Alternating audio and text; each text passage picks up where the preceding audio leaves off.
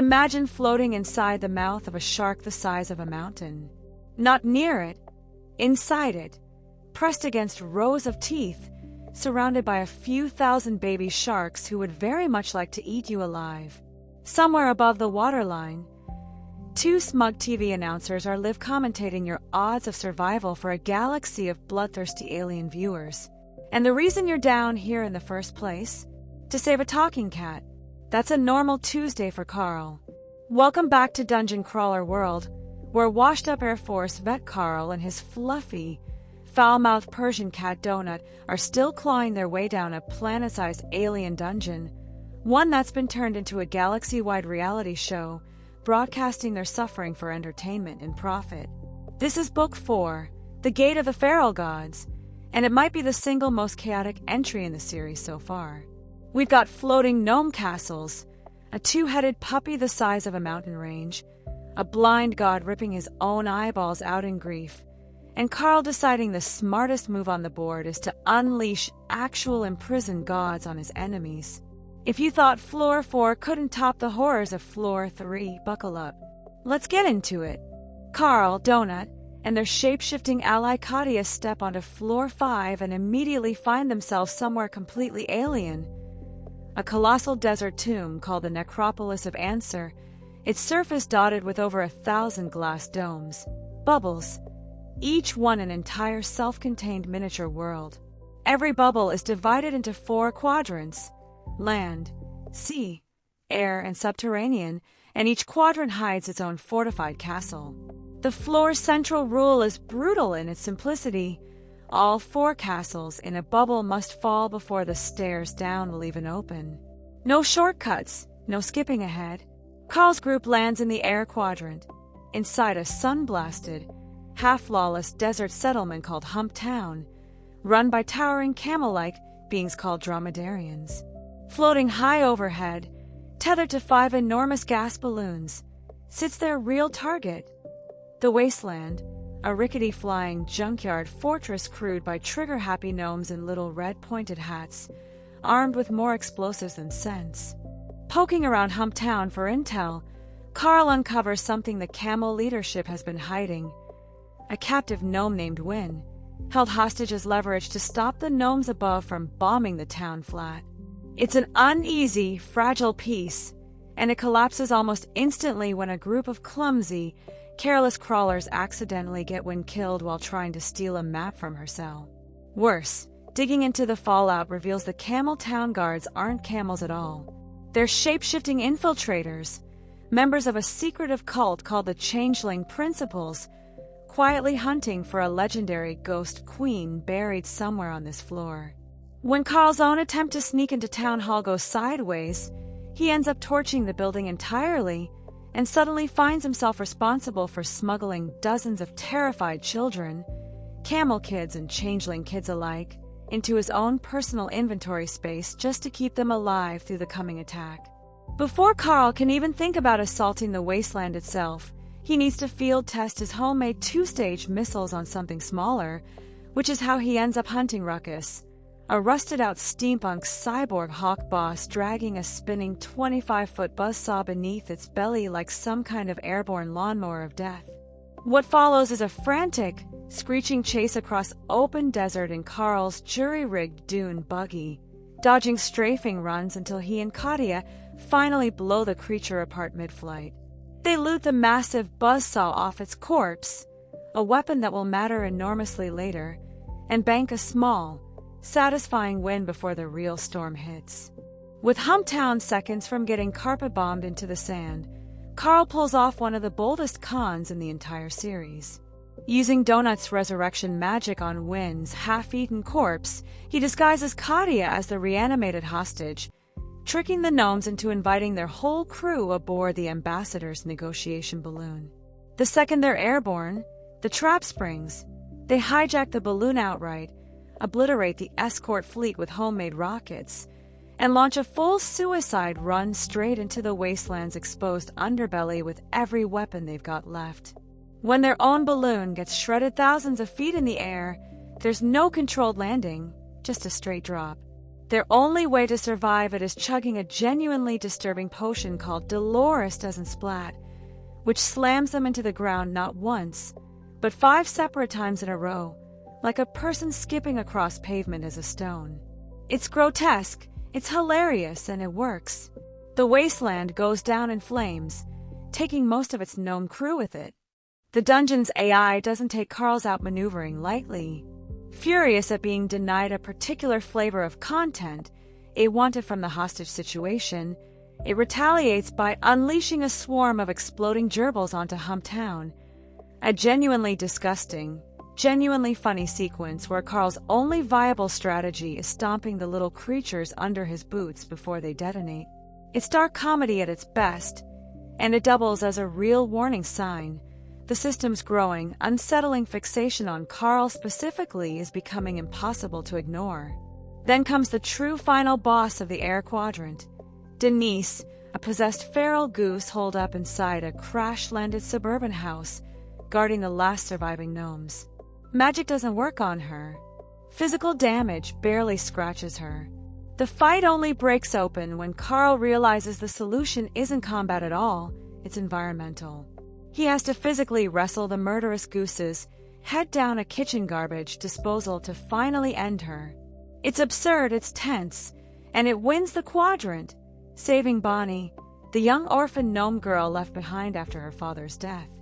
One of the book's darkest, most emotionally brutal threads centers on Chris, a fellow crawler last seen mourning his brother's death back in an earlier book. He resurfaces completely transformed, cold, mechanical, violent, utterly unrecognizable. Carl slowly pieces together the horrifying truth. Chris's body has been hijacked by a parasitic infiltrator, and the consciousness controlling it is Maggie, the vengeful, grieving widow who has been hunting Carl since floor 1. The gut punch is that Chris is still in there, fully conscious, trapped inside his own body while Maggie wears him like a puppet, and he silently, desperately begs to be killed rather than continue being used as a weapon.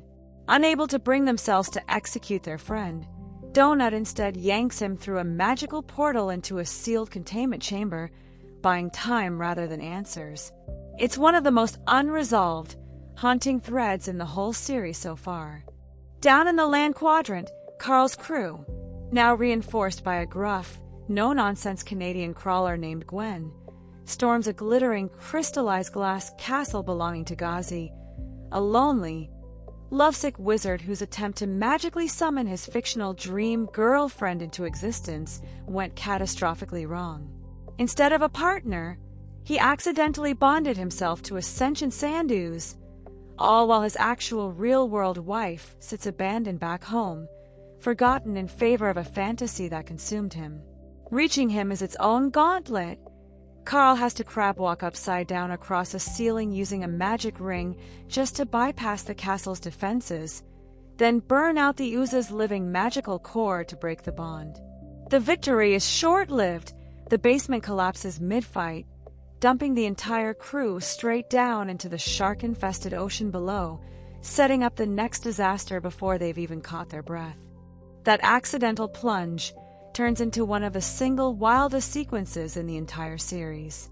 Carl, Katia, and 2 allies dive 500 meters down to reach a sunken submarine wreck and get ambushed by Luska, a city boss-tier octoshark, roughly the size of a small aircraft carrier, in a bizarre officially sanctioned special event battle, complete with sports commentators mocking their odds of survival in real time for the viewing audience.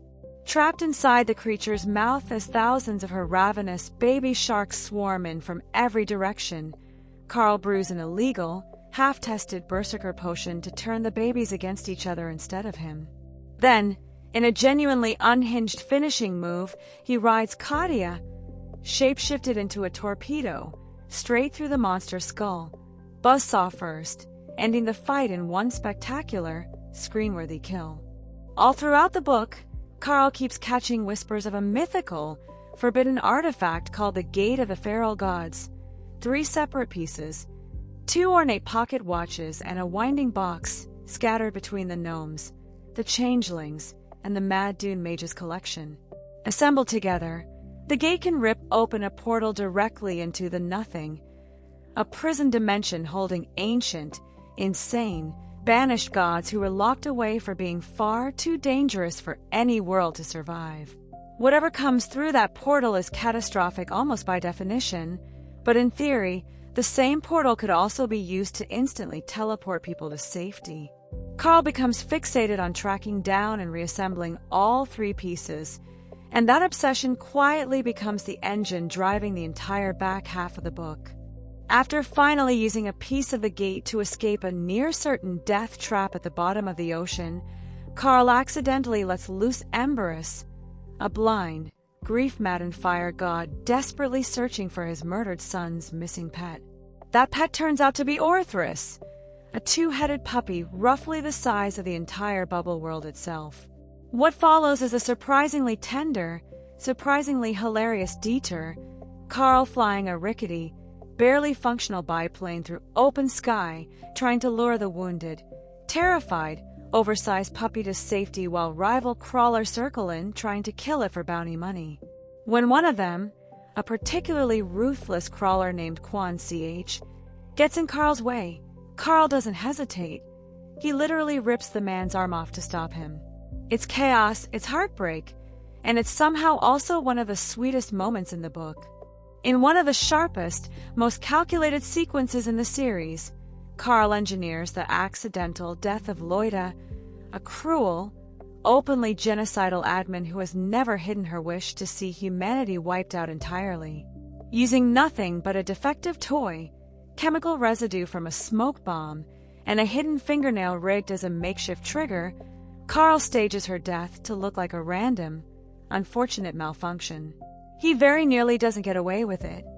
A tense, high-pressure interrogation with a mysterious syndicate investigator follows, and the scene reveals just how far Carl is now willing to go, and just how much quiet outside support he's actually receiving from forces working against the system behind the scenes.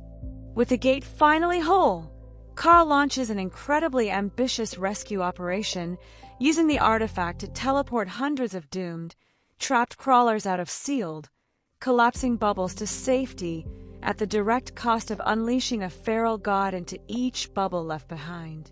It's a brutal, morally messy triage mission with real casualties, including a crew of tomb raiders who sacrifice themselves in the final push to bring down the ghostly boss Quetzalcoatlus.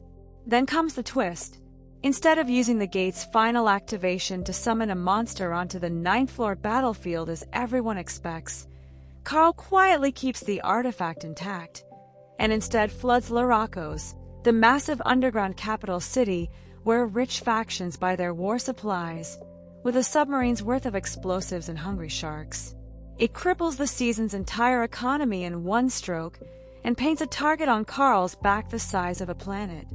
The book ends with Carl declaring open war, publicly, live on camera, vowing to hunt down and kill every single bounty hunter sent after him and donut on the next floor. He's now officially the #1 ranked crawler in the entire dungeon. And in a quiet, unsettling epilogue, we finally get our first real glimpse of the world Carl left behind. His abusive ex-girlfriend Beatrice, alive but stranded in a refugee camp, being actively hunted by black market bounty hunters working for the very same corporation running this entire horrific show. If you've made it this far into the series, you already know Matt Dinniman never lets things stay simple for long, and the Gate of the Feral Gods raises the stakes higher than ever heading into Floor 6. So, what's the wildest moment for you in this one? The shark battle, the goose fight, or Carl ripping off an arm to save a two-headed puppy? Drop your pick in the comments, and if you want more 15-minute breakdowns of the Dungeon Crawler Carl series, hit subscribe so you don't miss the next one.